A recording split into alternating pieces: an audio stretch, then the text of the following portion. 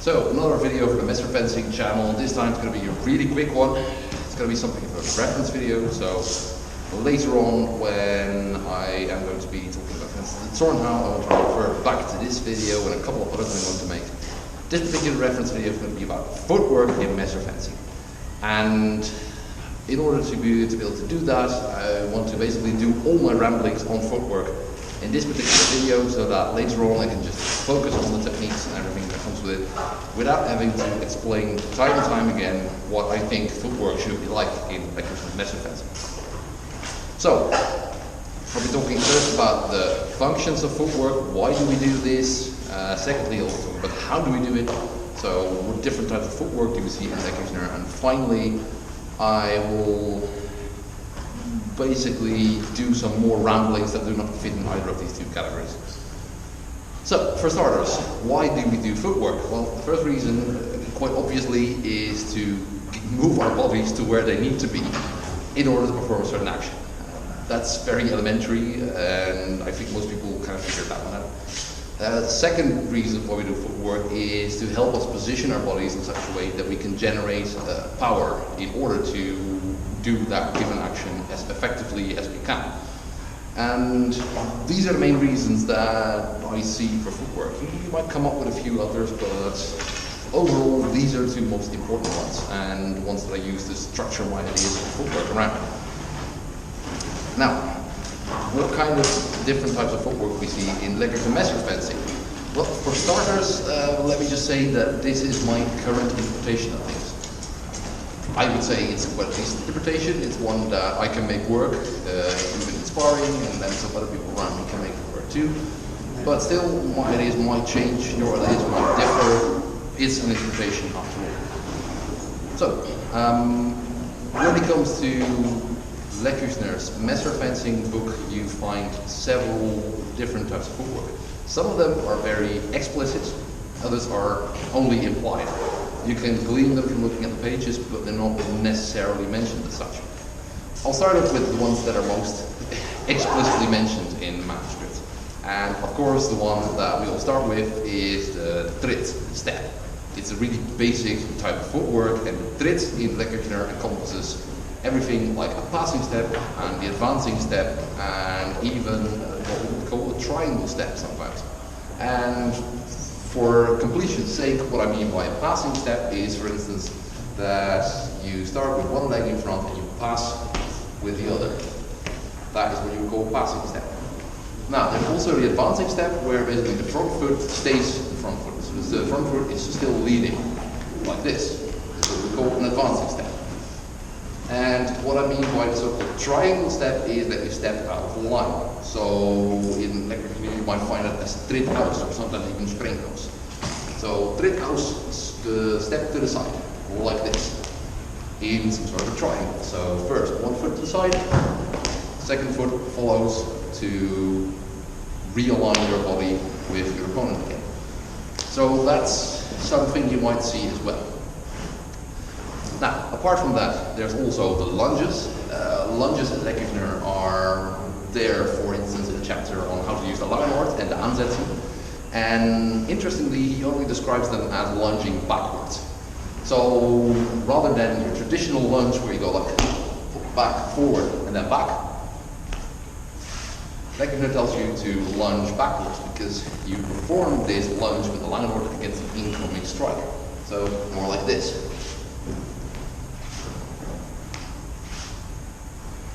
However, I would say, if you have reason to do so, use the lunge forward as well. Why not, really? If you want to open with a Langenort and see what your opponent does, lunge forward like this. Why not? Now, then we come to the final type of footwork explicitly mentioned in Lecküchner, and that's the so-called double step. Double stepping is basically what happens when you advance with one leg, then make a gathering step with the other, and then advance again with the one leg that's in front.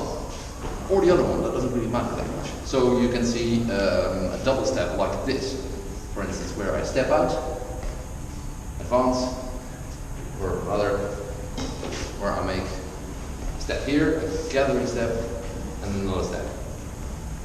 However, you can also change direction. You can also step with the other foot from there. So I make the passing step first, and the gathering step here, and then I step out with the other foot. This is really useful when you try to use the double step to get into a wrestling situation.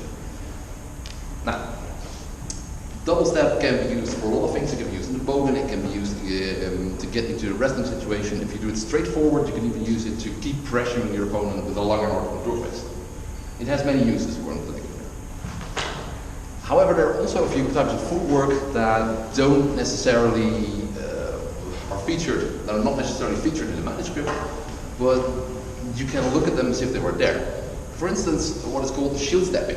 The MS 327A or the Lecküchner book mentions shield stepping, so cross steps, as it were. It mentions that in messer fencing you have cross steps, where you basically cross your legs in a kind of slanting motion, like this, and you also have them backwards, like this. Now, Lecküchner never talks about these, but you can see motions that look like cross stepping everywhere throughout the manuscript.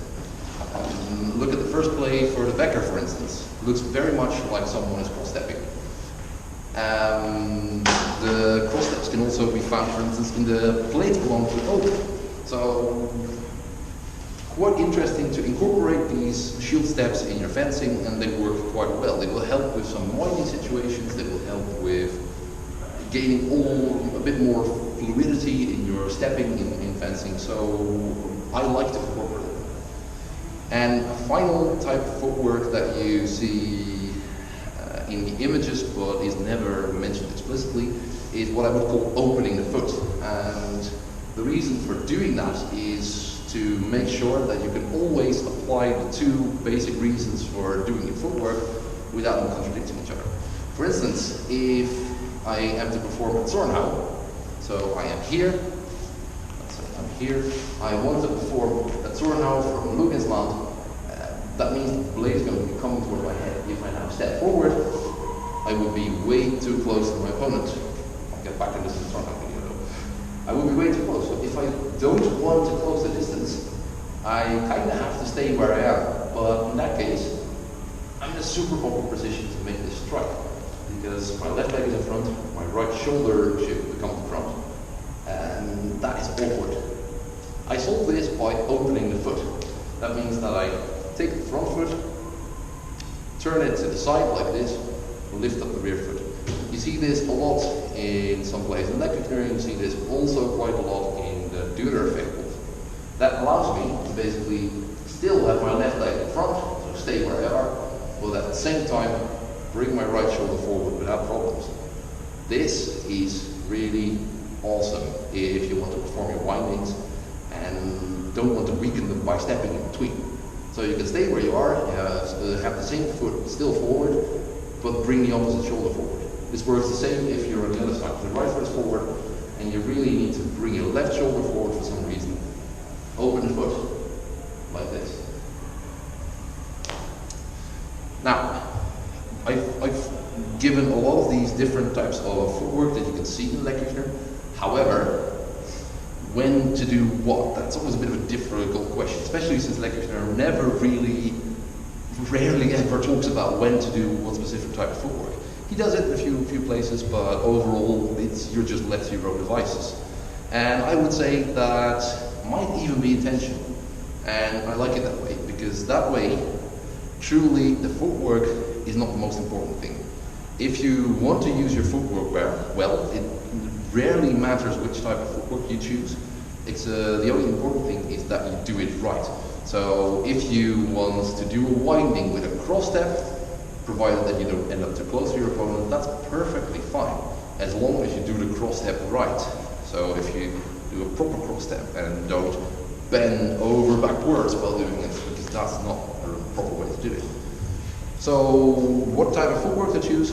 Unless specifically implied that you should do it a certain type of footwork and certain technique, just do what you feel like, do what works.